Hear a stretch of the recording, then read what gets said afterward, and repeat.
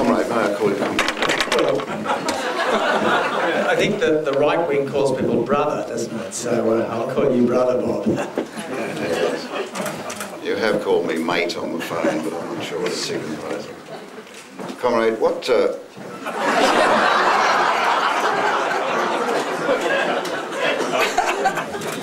flaw in the character of Rudd and Wong caused...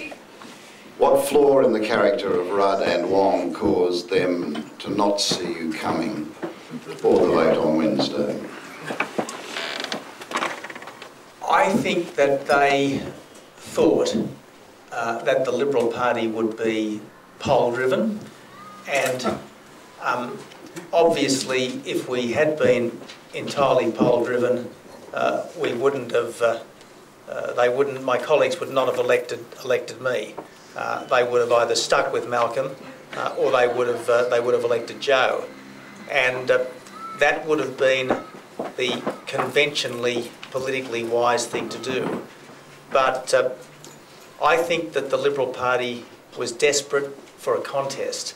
I think that the Liberal Party, rightly or wrongly, was sick of being in half-hearted agreement with the government and decided that they would rather go down fighting than just go down as a pallid echo of a government they didn't really respect. I refer you to the late fate of Nathan Rees as a warning. I haven't caught up with the news. What is the latest fate of Nathan Rees? The Premier is called Keneally and she is female. And, 47 to 21. Oh. Right, and rather than auditioning for Tammy Tell Me True 2, as I advised her, she is now the ruler of a great deal of Australia. You must commiserate with me later. She's, of course, Opus Dei, which I suppose is... Look, I resigned on becoming leader, if that's okay, Bob. Yeah. You spoke just then of what the Liberal Party prefers, but what the electorate also prefers is a sincere contest of real opinions rather than researched spin. I think that's right. And that what they felt they were getting with Turnbull was a capitulation rather than a contest. Mm-hmm. Although I think we can say this of Malcolm, that Malcolm genuinely believed in an ETS. I'm not sure that Kevin Rudd did. I think that Malcolm, whatever faults he might have, was in his own way a conviction politician.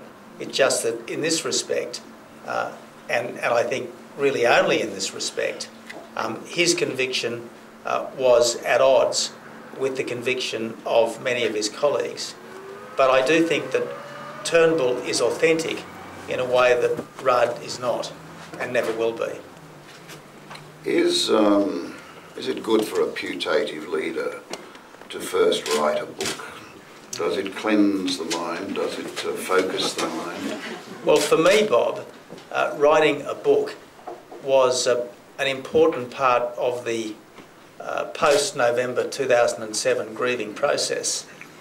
When I was in the seminary years ago, yes, we were often told that if we had issues, personal, spiritual, psychological, whatever, to write about it, to keep a journal. Now, this book is not a psycho-journal by any means, but it was, for me, a way of trying to come to grips with the inevitable trauma of rejection, because losing an election is not just a corporate rejection, it feels like a personal rejection.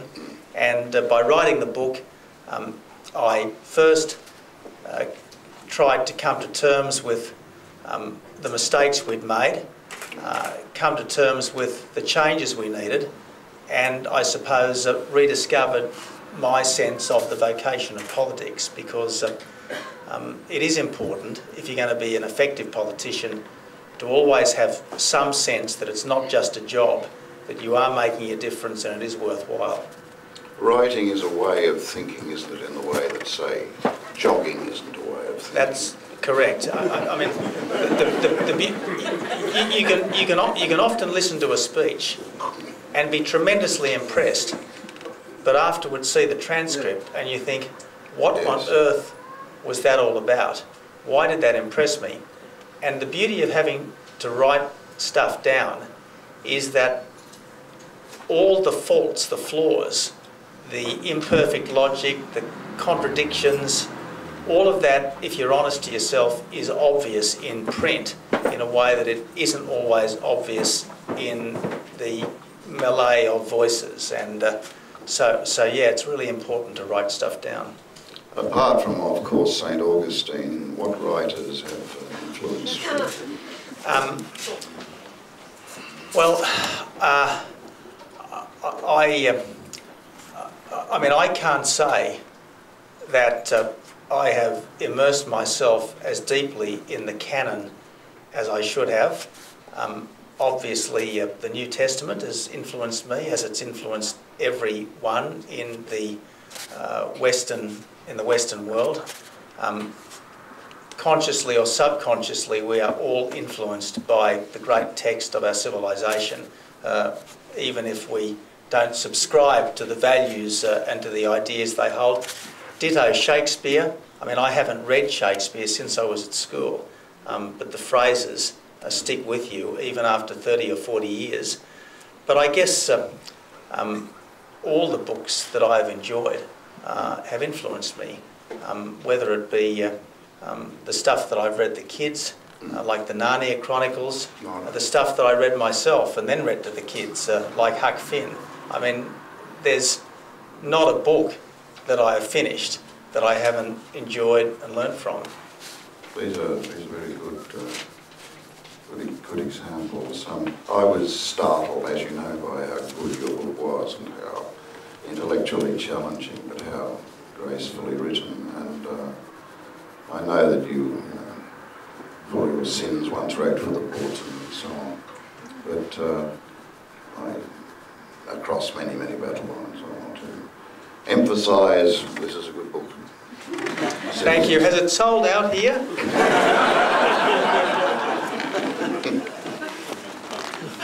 Two other matters. How soiled is the Liberal Party brand name after the WMD, the AWB, the Warner Nauru, the Wharf dispute, the birthday ballot, the sacking of Utzon and so on?